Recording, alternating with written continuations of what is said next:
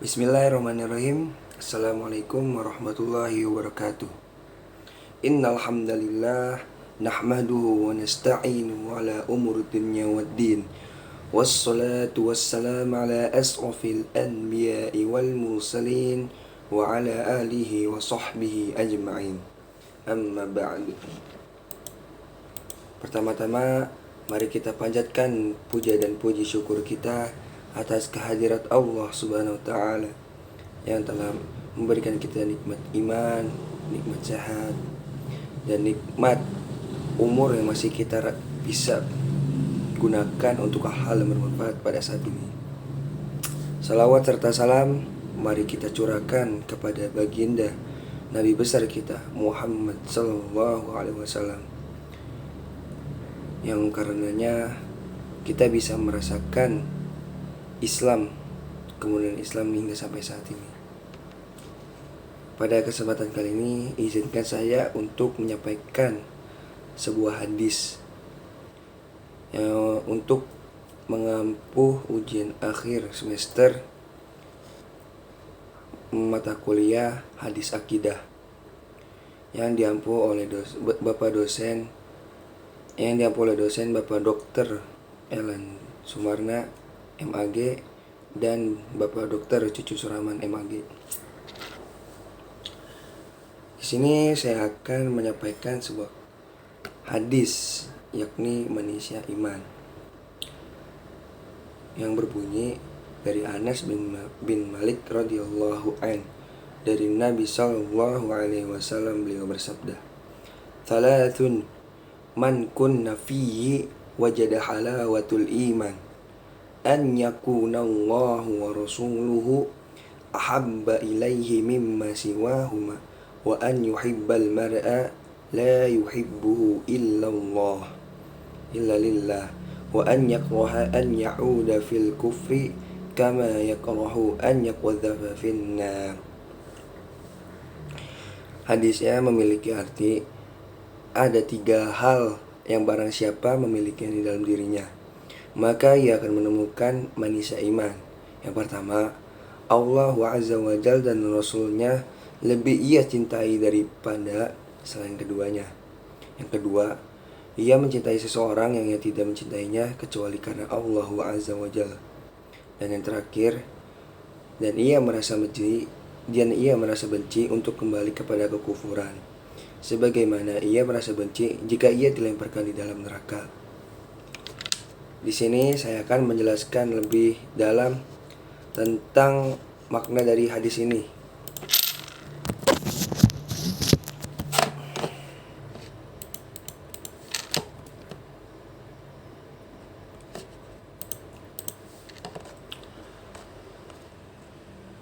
Lafaz kana di sini adalah kata kerja tammah yang berarti sempurna dan tidak butuh isim dan khobar. Artinya memperoleh atau memiliki. Pada perkataan halawatul iman yang berarti manusia iman, terdapat isti'arah takhiliyah, di mana Rasulullah SAW menyerupakan keinginan seorang mukmin untuk beriman dengan sesuatu yang manis. Lalu beliau SAW menetapkan salah satu hal yang tak terpisahkan dari sesuatu yang manis, yaitu halawah, yakni iman, dan menyandingkannya kepada kata al-iman, yakni iman. Di dalam hadis ini juga terkandung sebuah isyarat, yaitu perumpamaan antara orang yang sakit dengan orang yang sehat. Orang yang sakit akan merasakan madu itu pahit, sedangkan orang yang sehat dapat menikmati manisnya madu. Apabila kesehatan berkurang, maka rasa manisnya madu pun semakin berkurang sesuai dengan kondisi kesehatannya. Arti kiasan ini merupakan dalil yang paling kuat bagi Imam Al-Bukhari rahimahullah untuk menetapkan bahwa iman itu bisa bertambah dan bisa berkurang.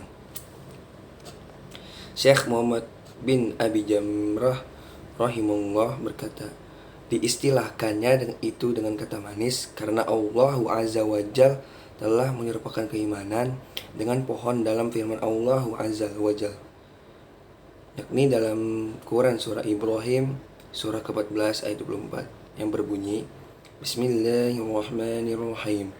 Alam taro kaifa daraballahu mathalan kalimatan thayyibah kasajaratin thayyibatin asluha thabitun wa far'uha fis sama. Yang berarti, tidakkah kamu memperhatikan bagaimana Allah telah membuat perumpamaan kalimat yang baik seperti pohon yang baik, akarnya kuat dan cabangnya menjulang ke langit.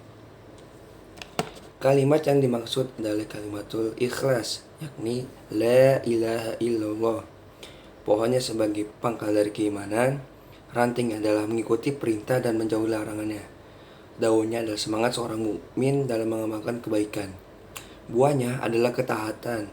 Manisnya buah adalah saat memetiknya, dan puncaknya adalah kematangannya. Dengan kesenangan itulah kemanisannya akan muncul. Syekh Al-Utsmain rahimahullah berkata, yang dimaksud manisnya iman di sini yaitu bukan seperti manisnya gula atau madu, tetapi manis yang lebih besar dari semua manis.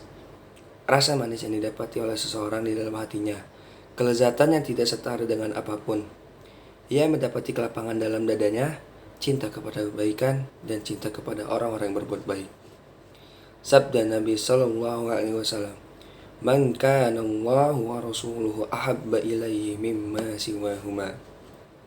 Yang berarti, Allah dan Rasulnya lebih ia cintai daripada selain keduanya. Dalam hadis ini tidak dikatakan kemudian Rasulnya, karena kecintaan kepada Rasulullah SAW mengikuti dan timbul dari kecintaan kepada Allah Azza wa Jalla. Seseorang manusia mencintai Rasulullah SAW sesuai kadar dia mencintai Allah. Setiap kali dia lebih mencintai Allah, maka dia akan lebih mencintai Rasul juga. Tetapi sangat disayangkan pada kasus kali ini, banyak manusia yang mencintai Rasulullah SAW melebihi kecintaan kepada Allah Azza wa Jalla dan tidak mencintai Rasul karena Allah. Coba perhatikanlah perbedaan tersebut. Seseorang mencintai Rasulullah SAW melebihi cintanya kepada Allah. Ini termasuk bagian dari syirik. Engkau mencintai Rasul karena beliau adalah Rasulullah, sedangkan kecintaan pada asalnya yang pokok adalah kepada Allah. Tetapi mereka yang berbuat ghulu atau berlebihan terhadap Rasulullah SAW, mereka mencintai Rasulullah sama seperti kecintaan mereka kepada Allah, dengan menjadikan Rasul sebagai sekutu bagi Allah dalam kecintaan mereka, bahkan lebih besar dari kecintaan mereka kepada Allah. Jamaah sekalian akan mendapati orang tersebut yang berlebihan, yakni tanda kurung yang berlebihan dalam mencintai Rasul. Jika disebut nama Rasul, menggigillah kulitnya karena kecintaan dan pengagungan. Tetapi ketika disebut nama Allah Azza wa Jalla, ia hanya terdiam, tak berpengaruh. Apakah kecintaan tersebut bermanfaat bagi seseorang? Itu sama sekali tidak bermanfaat baginya, karena merupakan perbuatan syirik. Karena tugas kita yang pertama adalah wajib mencintai Allah, terus diiringi dengan mencintai Rasulnya. Tetapi hendaknya kita mencintai Rasul sekadar saja. Itu hendaknya kecintaan kita kepada Rasul timbul dari kecintaan kepada Allah dan mengikuti kecintaan kepada Allah. Kecintaan manusia kepada Allah dan Rasulnya wajib didahulukan dari semua kecintaan manusia kepada apa saja. Allah Azza berfirman dalam surah At-Taubah surah ke-9 ayat 24. Bismillahirrahmanirrahim. Qul in kana aba'ukum wa aba'ukum wa ikhwanukum wa azwajukum وعشيرتكم وأموال اقترفتموها وتجارة تخشون كسادها ومساكن ترضونها أحب إليكم من الله ورسوله وجهاد في سبيله فتربصوا حتى يأتي الله بأمره wallahu la yahdil qaumal fasiqin. Yang artinya, katakanlah, jika bapak-bapakmu, anak-anakmu, saudara-saudaramu, istri dan istri-istrimu, keluargamu, harta kekayaan yang kamu usahakan, perdagangan kamu yang khawatirkan kerugiannya, dan rumah-rumah tempat tinggal yang kamu sukai lebih kamu cintai daripada Allah dan Rasulnya, serta berjihad di jalannya, maka tunggulah Allah memberikan keputusannya, dan Allah tidak memberi petunjuk kepada orang-orang yang fasik. Rasulullah SAW bersabda, la yu'minu ahadukum hatta akuna ahabba ilaihi min walidihi wa walidihi waddasil jami'in. Yang berarti, tidaklah beriman salah seorang di antara kalian hingga aku lebih dicintainya, melebihi kecintaannya pada orang tuanya, anaknya, bahkan seluruh manusia. Perkataan ahabbu ilaihi yang berarti paling ia cintai. Kedudukan ahabbu mansub sebagai khobar dari kata yakunu.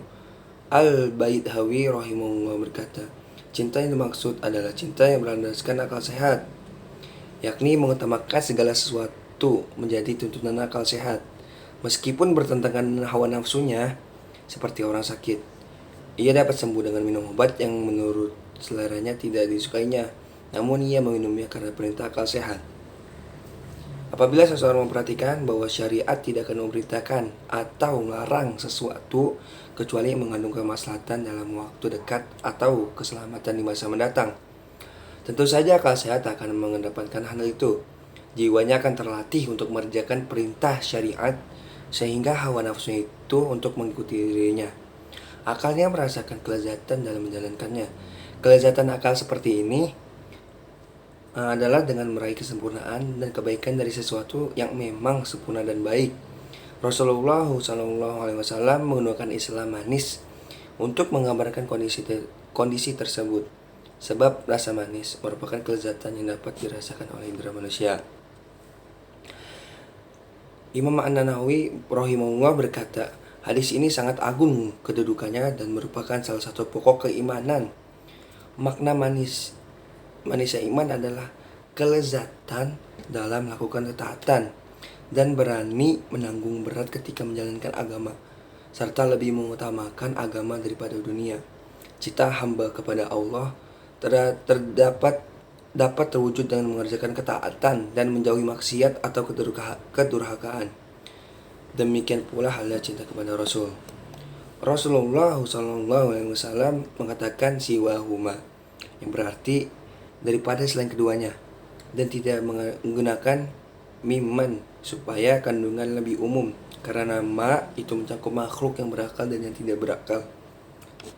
Mengikuti Rasul itu membukan dua cinta, cinta kepada hamba Allah dan cinta Allah kepada hamba. Allah Azza berfirman dalam surah Al-Imran surah ketiga ayat ke-31. Bismillahirrahmanirrahim. Qul in kuntum tuhibbunallaha fattabi'uni yuhibbukumullahu wa yaghfir lakum dzunubakum wallahu ghafurur rahim.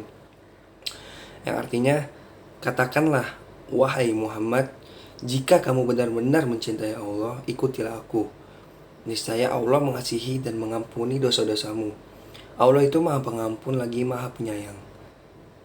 Imam Ibnu Katsir berkata, rahimahullah, ayat ini adalah sebagai pemutus hukum bagi setiap orang yang mengaku mencintai Allah Azza wa Jalla, namun tidak mau menempuh jalan Rasulullah SAW, maka orang itu telah berdusta dalam pengakuannya tersebut sampai dia mengikuti syariat dan agama yang dibawa Rasulullah SAW dalam semua ucapan dan perbuatannya. Sebagaimana terdapat dalam Sahih Al-Bukhari dan Sahih Muslim, Rasulullah SAW bersabda, "Man amila amalan laisa alaihi amruna fahuwa raddun." Yang berarti, barang siapa melakukan suatu amalan yang tidak termasuk dalam urusan agama kami, maka amalan tersebut tertolak. Oleh karena itu, Allah Azza wa Jalla berfirman, in kuntum tuhibbunallaha fattabi'uni yuhibbukumullahu wa yaghfir lakum dzunubakum. Yang berarti, jika kamu benar-benar mencintai Allah, ikutilah aku. Niscaya Allah mengasihi dan mengampuni dosa-dosa kamu.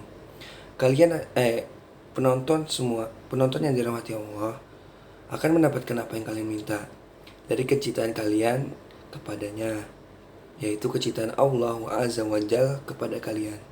Dan ini lebih besar daripada yang pertama. Sebagaimana yang disebutkan oleh para ulama, yang penting adalah bukan bagaimana kalian mencintai, akan tetapi bagaimana kalian dicintai oleh Allah. Mungkin itu satu hadis yang insya Allah bermanfaat untuk diri saya sendiri terutama, dan untuk penonton yang semoga dirahmati Allah Subhanahu wa taala. Mohon maaf jika dalam penyampaian masih banyak kekurangan. Kekurangan itu datang dari saya, dan kelebihan hanya milik Allah, dan kesempurnaan hanyalah milik Allah Subhanahu wa taala. Mohon maaf apabila ada kesalahan kata